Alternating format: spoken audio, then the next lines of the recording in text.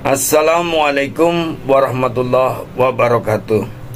Saudaraku, marilah kita memulai usaha-usaha langkah-langkah untuk menjadi insan yang memahami Al-Quran, cinta Al-Quran, merindukan Al-Quran, dan setia mengamalkan Al-Quran. Kenapa, saudara? Karena Al-Quran itu adalah kitab suci yang luar biasa. Dibanding dengan kitab-kitab suci para nabi terdahulu, Al-Quran itu menyempurnakan kitab Taurat yang diberikan kepada Nabi Musa, menyempurnakan kitab Injil yang diberikan kepada Nabi Isa. Kemudian dari sisi mukjizat, Nabi Musa memiliki mukjizat berupa tongkat. Tongkat itu sudah tidak ada seiring dengan meninggalnya Nabi Musa. Kemudian mukjizat Nabi Isa yang bisa menyembuhkan berbagai penyakit atas izin Allah dan bisa menghidupkan orang meninggal dunia atas izin Allah, itu juga sudah selesai seiring dengan Nabi Isa dipanggil oleh Allah. Nah, Al-Quran sebagai mukjizat Nabi Muhammad SAW itu, walaupun Nabi sudah meninggal dunia, tapi keberadaan Al-Quran sebagai mukjizat bisa kita lihat, bisa kita rasakan. Itu kelebihan Al-Quran dibanding dengan kitab-kitab para nabi terdahulu. Kemudian dibanding dengan kitab agama lain, ada Weda, ada Tripitaka, Al-Quran itu lebih lengkap isinya, menyangkut lahir batin, menyangkut dunia akhirat, menyangkut perilaku detail dalam kehidupan sehari-hari. Nah, itulah kelebihan-kelebihan Al-Quran ditinjau dari analisa logika akal. Apalagi misalnya Al-Quran secara wahyu dijamin oleh Allah keasliannya. Tidak ada manusia manapun yang mengubah isinya, mengubah hurufnya, mengubah tulisannya. Kemudian atas izin Allah, Al-Quran itu mengandung banyak hikmah, mengandung taufik, rahmah, hidayah, yang apabila dipedomani oleh manusia, maka manusia tersebut akan mendapatkan kebahagiaan lahir batin, kejayaan dunia dan akhirat. Nah, masalahnya, saudaraku, marilah sebagai muslim kita memahami apa sih kewajiban Muslim terhadap Al-Quran. Ini menjadi penting. Sebab apa? Kalau kita abai terhadap Al-Quran, nanti lama-lama generasi mendatang tidak mengenali Al-Quran. Kemudian kita sendiri sebagai pribadi Muslim yang hidup di saat ini, kalau tidak peduli Al-Quran, maka ucapan kita, perbuatan kita, perilaku kita bisa menjauh dari kitab suci yang menyengsarakan diri, menyengsarakan keluarga, menyengsarakan bangsa, negara, dan agama. Baiklah, saudaraku, maka untuk menumbuhkan cinta Al-Quran, rindu Al-Quran, setia pada Al-Quran, setia mengamalkan Al-Quran, satu persatu, mari kita kaji tentang kewajiban Muslim terhadap Al-Quran. Juga apa sih manfaatnya belajar dan membaca Al-Quran, mengajarkan Al-Quran, mengamalkan Al-Quran. Nah, dua topik itu kita bahas bersama-sama. Insya Allah kita akan menjadi semangat untuk setiap hari banyak-banyak untuk membaca Al-Quran. Kita masuk pada yang pertama, bahwasanya kewajiban Muslim terhadap Al-Quran yang pertama adalah mengimani. Mari kita yakin seyakin-yakinnya bahwa Al-Quran itu adalah kitab yang baik, yang benar, yang bermanfaat, dan layak untuk menjadi pedoman hidup, pedoman perjalanan dalam hidup, dan pedoman perjalanan menuju kematian. Allah Subhanahu wa Ta'ala sudah mengumumkan hal itu. Pada lembar pertama kita membuka Al-Quran, di atas sendiri kita dikabari oleh Allah, Bismillahirrahmanirrahim. Dzalikal kitabu la raiba fih hudal lil muttaqin. Di dalam Al-Quran ini tidak ada keraguan. Semua yang dikabarkan Al-Quran pasti benar, pasti baik, pasti bermanfaat. Nah, maka mari kita yakin, hakul yakin bahwa Al-Quran itu bisa menjadi pedoman hidup. Secara iptek saja Al-Quran bisa menjadi pembuktian bahwa Al-Quran itu masuk akal, ilmiah, dan bisa dibuktikan dalam kenyataan.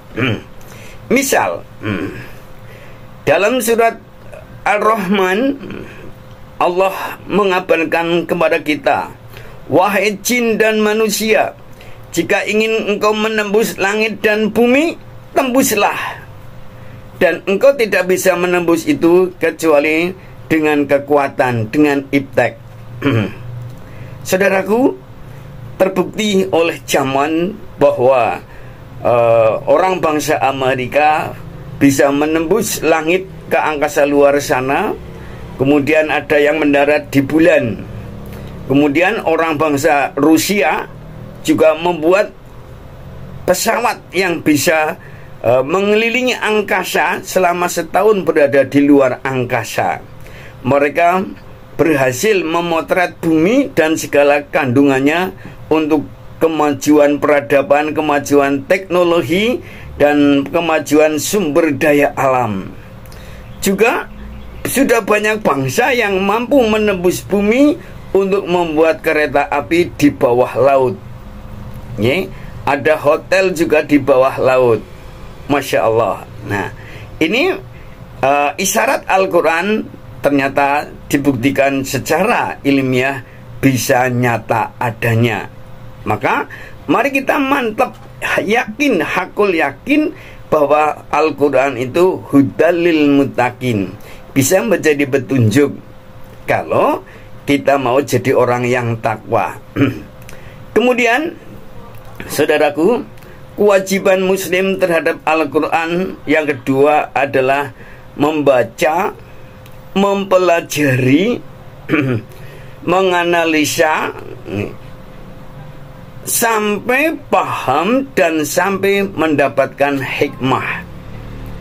Kita sadari, saudaraku, ayat yang pertama kali diturunkan Allah kepada Nabi Muhammad adalah Iqra bismi rabbikal ladzi khalaq. Ayat tentang perintah membaca.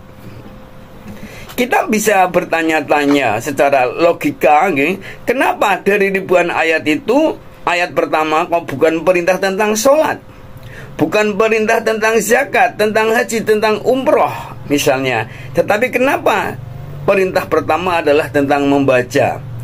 Itu Allah sedang mendidik kita para manusia untuk rajin belajar, rajin membaca, rajin mengkaji, rajin meneliti. Nah, maka seiring dengan ayat Iqra bismi rabbikal ladzi khalaq, mari kita baca, kita kaji kitab suci sampai tuntas, sampai kita paham, sampai kita punya bekal yang kuat untuk pengembangan iptek, untuk pengembangan literasi-literasi yang lain. Kemudian saudaraku, ayo kita membaca Al-Quran tidak hanya Arabnya, tapi sampailah pada terjemahnya. Kemudian kita coba dalami tafsirnya, asbabul nuzulnya, sampai pada akhirnya kita diridhoi oleh Allah untuk mendapatkan hikmah. Jadi target kita belajar Al-Quran, membaca Al-Quran adalah sampai paham dan sampai kita mendapatkan hikmahnya. Allah berfirman dalam surat Al-Baqarah ayat 269. Bismillahirrahmanirrahim. Yu'til hikmata may yasha wa may yu'til hikmata faqad utiya khairan katsira wa may yadhakkaru illa ulul albab. Allah memberikan hikmah kepada siapa yang dikehendaki. Barang siapa yang diberi hikmah, sesungguhnya dia telah diberi kebaikan yang sangat banyak. Dan tidak mungkin mendapatkan hikmah kecuali orang-orang yang menggunakan akalnya. Nah, saudaraku, surat Baqarah ayat 269 ini mengabarkan kepada kita sangat mungkin manusia akan diberi hikmah oleh Allah lantaran belajar, membaca, menganalisa, menyimak, dan mengamalkan Al-Quran. Sekarang, apa yang dimaksud dengan hikmah? Banyak pengertian tentang hikmah. Hikmah adalah manfaat di balik peristiwa, di balik informasi, di balik kabar yang perlu kita ambil, yang kita perlu pahami agar kita bahagia, selamat, dan sukses. Contoh ilustrasi misalnya. Ada seorang pegawai BUMN yang jam 7 harus di kantor, maka pagi-pagi meruput itu berusaha berangkat ke stasiun kereta api. Tapi qadarullah, anaknya yang masih balita rewel, nangis. Cara Jawane kelayu, ingin ikut.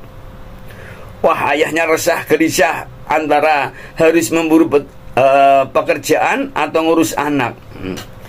Kalau si ayah, yang pada akhirnya ayah itu terlambat sampai di stasiun kereta api sudah berangkat. Nah, maka dengan hati kacau ayah pulang, rodo nesu kepada si anak, gara-gara kamu ayah jadi terlambat.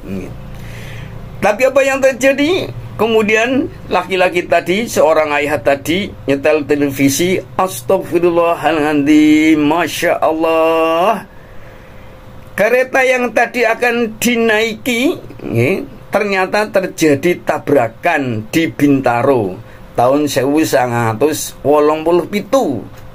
Wah, si ayah tadi langsung merangkul, mendekap anaknya. Aduh nak, maafkan bapak ya nak. Ternyata tangismu adalah isyarat, tangismu adalah hikmah. Seolah-olah kamu mengatakan, ayah jangan berangkat, jangan naik kereta itu, karena kereta itu akan tabrakan. Nah, dalam kasus ini maka tangis si balita itu adalah hikmah agar kita pahami sebetulnya bahasa tangis ini apa sih maksudnya. Ternyata itu adalah sirine dari Allah. Nangis, ayah terlambat, ayah tidak naik kereta api biasanya, maka ayah selamat. Nah, itu adalah hikmah di balik peristiwa tangisnya si bayi ini.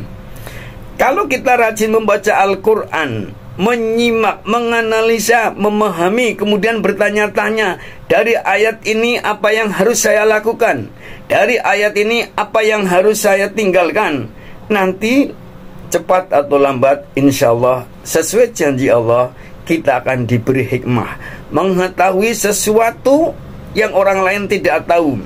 Kemudian kita bisa menangkap isyarat itu agar kita selamat. Oleh karena itu, saudaraku, kita pahami pengertian hikmah yang kedua adalah mampu menangkap isyarat atau wahyu atau kabar, dan kita mampu mengambil solusi tepat. Contoh, banyak literasi yang mengabarkan bahwa Kiai Haji Ahmad Dahlan di dalam mengajarkan surat Al-Ma'un itu sampai 1 sampai 2 tahun Nggih. Sampai-sampai santrinya ada yang matur, "Kiai, maaf kami sudah hafal, kami sudah paham ayatnya, terjemahnya, asbabul nuzulnya, kemudian tafsirnya." Nah, Kiai Haji Ahmad Dahlan mengatakan, "Belum. Kamu belum paham. Kamu belum tahu apa yang harus kamu lakukan. Kamu belum tahu hikmah dibalik surat Al-Ma'un ini."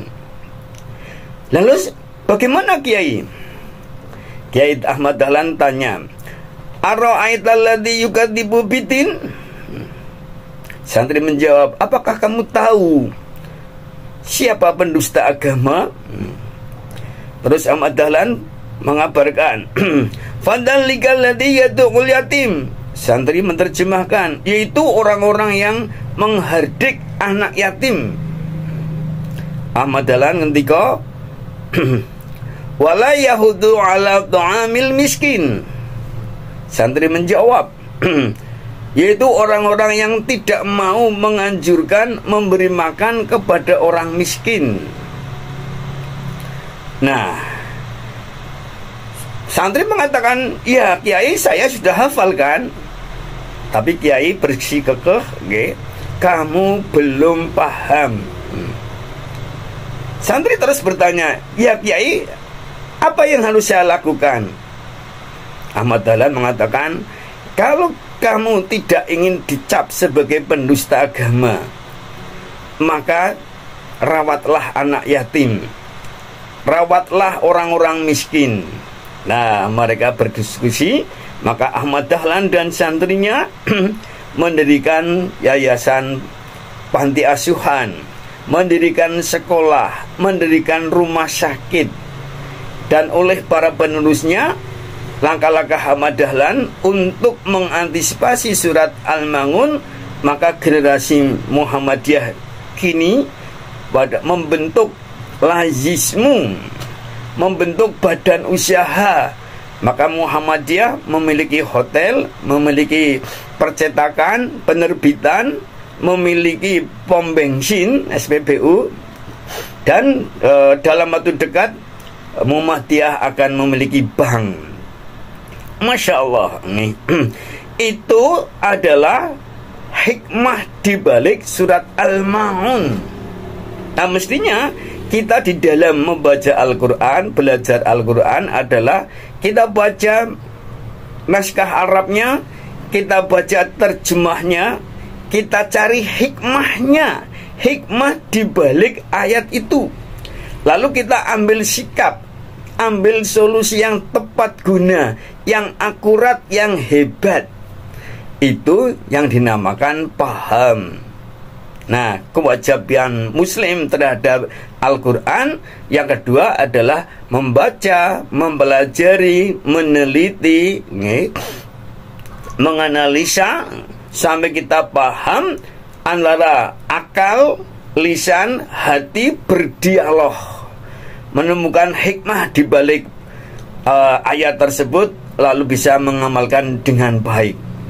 Saudaraku, kemudian kewajiban Muslim. Nah, untuk bisa mempelajari Al-Quran sampai paham, sampai mendapatkan hikmahnya, maka ada langkah-langkah kecil, langkah-langkah sederhana yang perlu kita lakukan.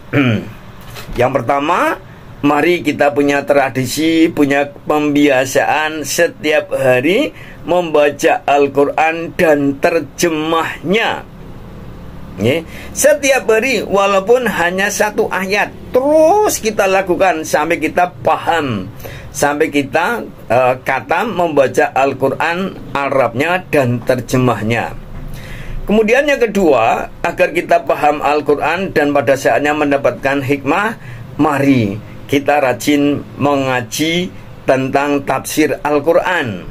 Bisa berguru langsung pada kiai, bisa kita belajar lewat kitab-kitab tafsir. Nih. Yang ketiga, agar kita paham Quran dan mendapatkan hikmah, mari kita rajin mengaji di musola, di masjid, di lembaga-lembaga dakwah. Nih. Bahkan kita sendiri bisa mengaji autodidak lewat literasi, lewat internet, lewat YouTube.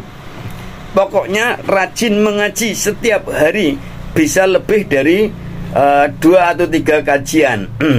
Yang keempat, dalam rangka kita mencoba memahami Al-Quran, isinya dan hikmahnya, mari kita rajin mendengarkan murotal Al-Quran. Sambil kerja, daripada kita dengerin nyanyi-nyanyi gilang-gilang begitu, lebih baik mendengarkan murotal Al-Quran. Sambil nyopir kendaraan juga kita setel murotal Al-Quran, sehingga hidup kita diwarnai, dipenuhi, dihiasi dengan ayat-ayat Al-Quran. Yang kelima, agar kita cinta Quran, rindu Quran, mendapatkan hikmah dari usaha membaca Al-Quran, langkah yang kita lakukan adalah berusaha hafal ayat-ayat Al-Quran. Ya, sedikit demi sedikitlah, ayat-ayat pendek atau ayat-ayat tematik. Misalnya ayat tentang sedekah, hafal.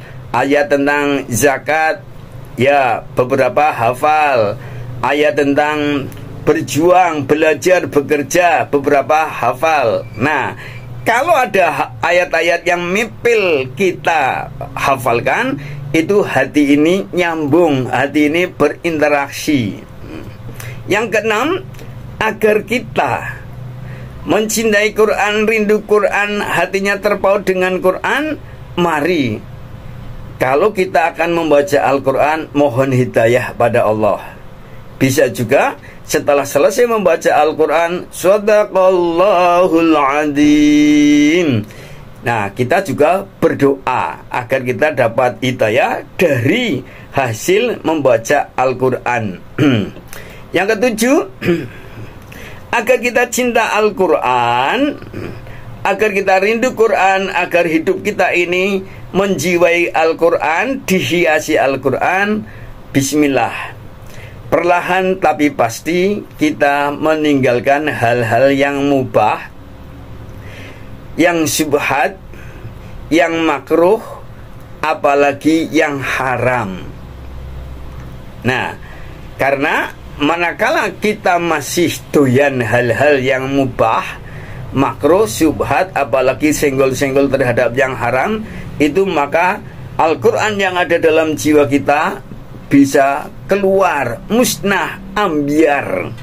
Kita tidak lagi diwarnai oleh Al-Quran, tetapi kita diwarnai oleh nafsu. Nah, maka saudaraku, mari kita membangun langkah usaha mencintai Al-Quran, merindukan Al-Quran, mengamalkan Al-Quran. Saudaraku yang disayang Allah, kemudian tadi di antara langkah mencintai Al-Quran adalah kita banyak mengaji. Orang yang banyak mengaji, orang yang banyak menuntut ilmu, akan dimudahkan oleh Allah untuk menapaki jalan-jalan surga. Nabi bersabda, "Wa man salaka tariqan yaltamisu fihi ilman, syahalallahu lahu bihi tariqan ilal jannah." Siapa yang menempuh ilmu untuk mencari ilmu Allah, maka Allah akan mudahkan baginya jalan menuju surga. Hadis riwayat Muslim nomor 2699. Oke, saudaraku, yuk sempatkan banyak waktu untuk mengaji.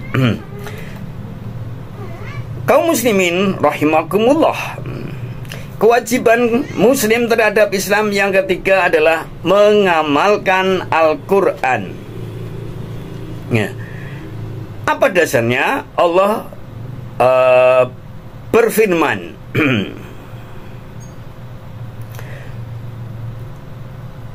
"Innalladzina amanu wa amilus solihati ulaika hum khairul bariyah." Orang-orang yang mengimani Al-Quran kemudian mengamalkannya dalam bentuk amal-amal soleh, mereka itulah sebaik-baik makhluk.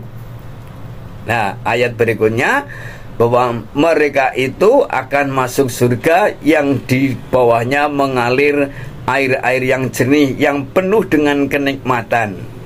Maka kalau kita sudah belajar Al-Quran, langkah berikutnya adalah mengamalkannya perlahan tapi pasti, sedikit demi sedikit kita mencoba mengamalkannya.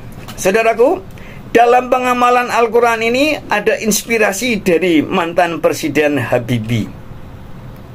Ketika Presiden Habibie baru menjalankan tugas sebagai presiden, banyak wartawan dalam negeri dan luar negeri yang wawancara dengan beliau. Salah satu wawancara yang menarik adalah seorang wartawan menanyakan, "Wahai Bapak Presiden, kenapa di meja kerja panjenengan tidak ada camilan?" Presiden Nabi mengatakan, "Alhamdulillah, saya lagi puasa." Terus, "Kenapa di meja Bapak Presiden ada kitab suci Al-Quran?" Habibie menjawab, "Di sela-sela tugas saya tadarus Al-Quran." Masya Allah. "Bapak Presiden, kenapa di dekat meja panjenengan ada sajadah?" "Ya, saya juga menyempatkan untuk sholat sunnah." Kemudian wartawan bertanya, "Bapak Presiden, apakah Paduka itu keturunan alim ulama?" Bapak Presiden menjawab, "Keluarga kami bukan alim ulama besar. Aku juga bukan ulama besar. Tapi sedikit yang saya tahu dari agamaku, aku berusaha untuk mengamalkannya." Waduh, Masya Allah.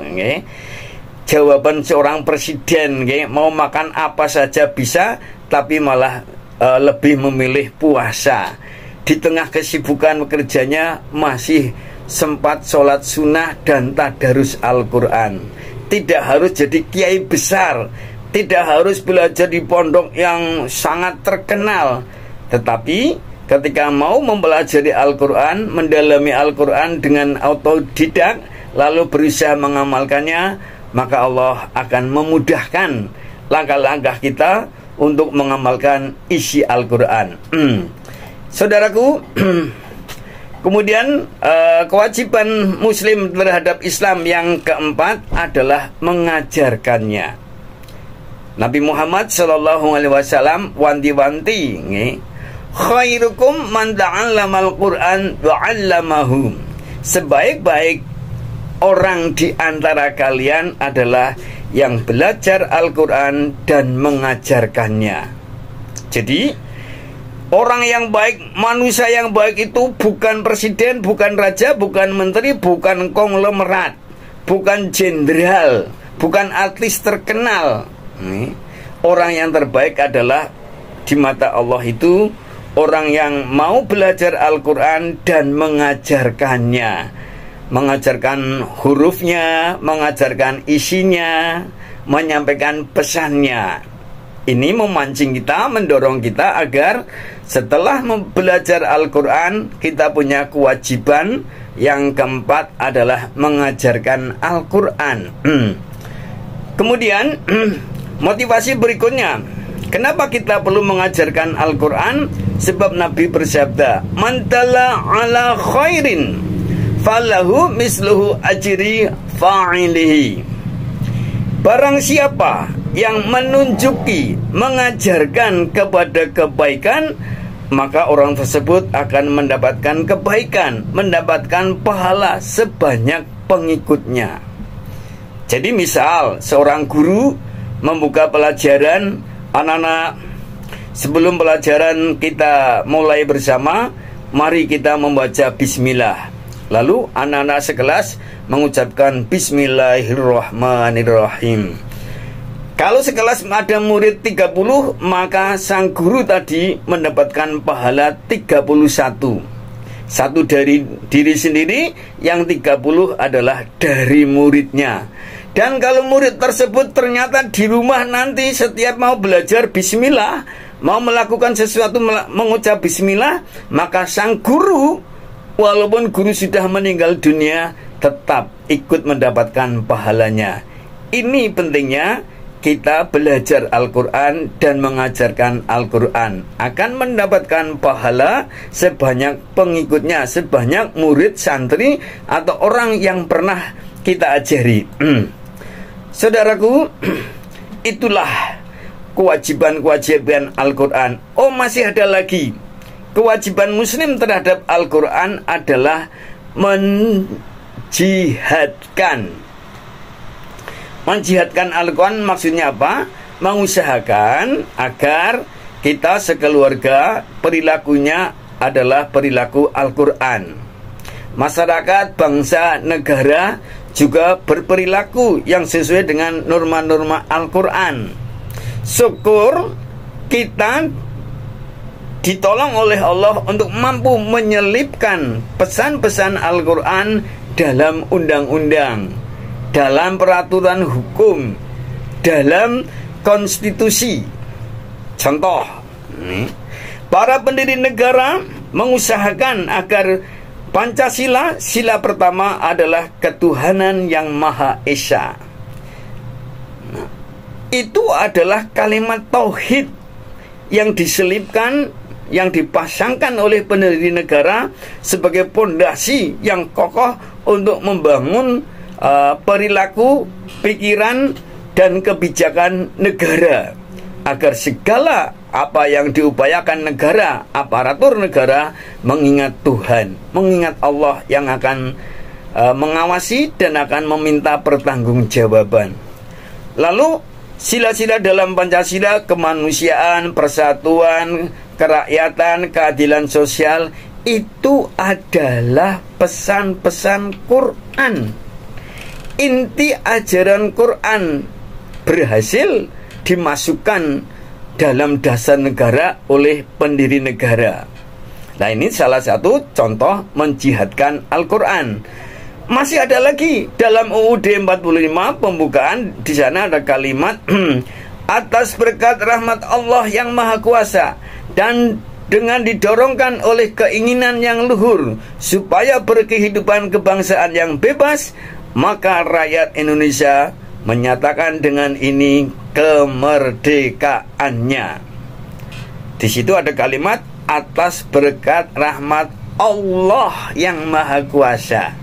Kata-kata Allah dimasukkan dalam konstitusi negara kita tercinta. Nah, monggo kita bersyukur pada Allah yang telah mengirim pendiri negara, membuat fondasi akidah, akhlak, muamalah kepada bangsa Indonesia lewat Pancasila yang berisi nilai-nilai Al-Quran. Saudaraku, itulah kewajiban muslim terhadap Al-Quran. Yang pertama adalah mengimani, kemudian mempelajari sampai paham, sampai mendapatkan hikmahnya, lalu mengamalkannya. Kemudian yang keempat adalah mengajarkannya atau mendakwahkannya. Dan yang kelima adalah menjihadkan agar kehidupan bangsa, negara, dan peradaban dunia ini berdasarkan nilai-nilai Al-Quran. Nah, kalau kita satu persatu mampu melakukan hal ini, insya Allah kita sekeluarga akan hidup yang Islami. Masyarakat kita akan Islami. Kemudian kantor, perusahaan, tempat-tempat kerja seluruh bangsa Indonesia Islami. Aparatur negara akan Islami. Insya Allah akan reuni di surga. Demikian saudaraku, mari walaupun perlahan tapi pasti kita berusaha untuk mencintai Al-Quran, merindukan Al-Quran, setia mengamalkan Al-Quran. Satu hari saja tidak baca Al-Quran, seolah-olah ada sesuatu yang hilang. Nah, lewat pengajian ini, mari bersama kita catat dalam kalbu. Mari kita membaca Al-Quran dan terjemahnya setiap hari, walau hanya satu ayat. Semoga Allah mempertemukan kita di surga nan indah lantaran mengkaji dan mengamalkan Al-Quran serta mendukung dakwah-dakwah lewat video. Mari kita dukung video dakwah dengan memberikan jempol kita, like, kemudian beri komentar, kemudian subscribe dan share. Mudah-mudahan langkah kecil itu akan membuat kita reuni di surga. Bersambung pada pertemuan mendatang, kita kaji apa manfaat belajar dan mengamalkan Al-Quran. Semoga Allah mempertemukan kita kembali. Assalamualaikum warahmatullahi wabarakatuh.